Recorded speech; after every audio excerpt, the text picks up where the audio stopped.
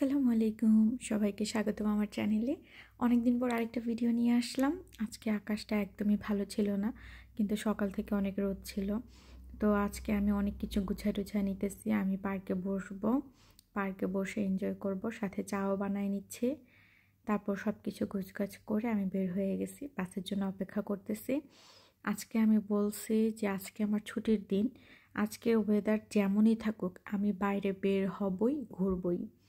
মানে আমি কাজ করতে করতে একদম টায়ার্ড হয়ে গেছি, একটা না 6 দিন। তো আজকে ছুটি পাইছি, এই জন্য আজকে এনজয় করব। তো এই যে আমি পার্কে এসে পড়ছি, আর গাছগুলোতে মাত্র পাতা হওয়া শুরু করছে। যেহেতু এখনও পুরোপুরি সামার আসে নাই, তাই এখনও ওরকমভাবে গাছের পাতাগুলো মানে ভরেনি। কিন্তু চেরি চেরি গাছের ফুলই তো বলে, যাই হোক, ওই চেরি গাছের ফুলগুলো অনেক হয়ে গেছে, এগুলো আইসা পড়ছে অনেক তাড়াতাড়ি।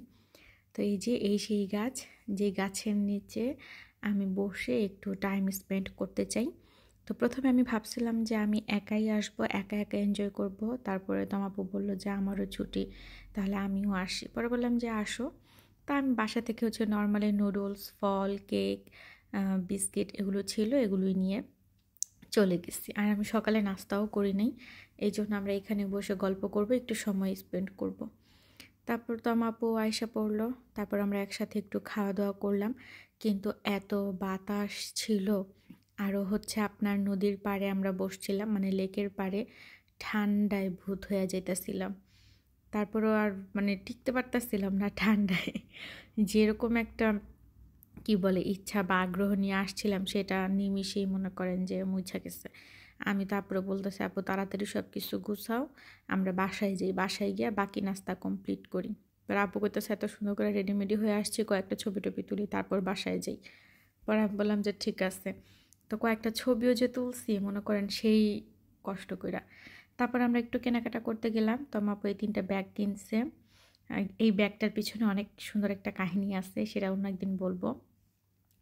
তারপরে আমি একটু ঘরের জন্য কিছু কেনাকাটা করতে গেছিলাম কাঁচা বাজার। সেখানে ঈশান আমাকে অনেক হেল্প করতেছিল। ও নিজেই মানে ট্রলি টানতে চাইতেছে, নিজেই সব কিছু দিতে চাইতেছে, ও নিজে নিজে করবে। তো বললাম যে করো। তারপরে আমরা একটা দোকানে আসলাম সুশি খাওয়ার জন্য। সুশিটা ওখানে বসে আমরা খাই নাই, সুশিটা আমরা বাসায় নিয়ে গেছিলাম। এখন আমরা যাচ্ছিলাম আপনার একটা ভাইয়ার দোকানে, যেখানে আর কি স্টেক টিস্টেক পাওয়া যায়, ওগুলো খাওয়া দাওয়া করার জন্য। খাওয়া দাওয়া শেষে বক্করের এমন ঘুম আসছে যে বেচারা ডেজার্টের অপেক্ষা করতে পারতাছিল না। ব্রো ভাই, জায়গা ভাই, আমার কেক লাগবো না ভাই, বাসায় যখন ঘুমাম ভাই।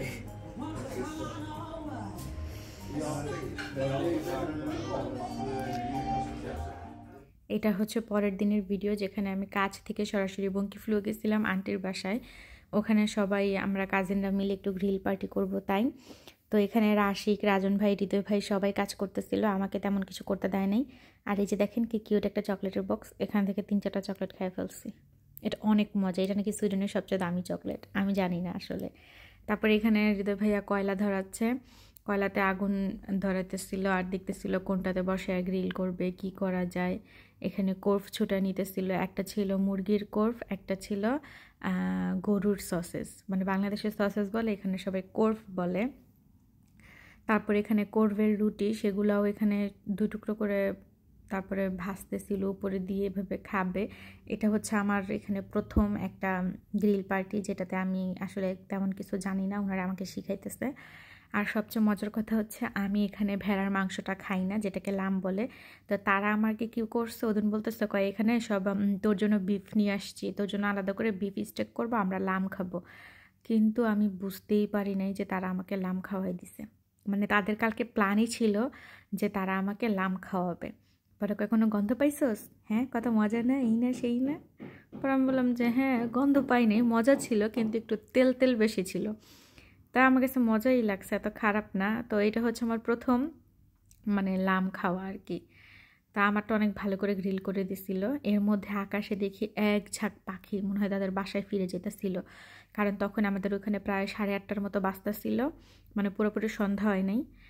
এত এত পাখি এত সুন্দরভাবে সিরিয়াল ধরে যাইতেছিল, মানে আমি বুঝতে পারবো না এটার সৌন্দর্য, এত সুন্দর। অনেক সুন্দর। এখানে আমি আমার কয়েকদিনের ছোটো ছোটো ক্লিপগুলো আপনাদের সাথে শেয়ার করছি। এই দিন ছিল আমার ছুটির দিন, তো এখানে আমি আর বকর একটু পিৎজা খেতে আসছিলাম।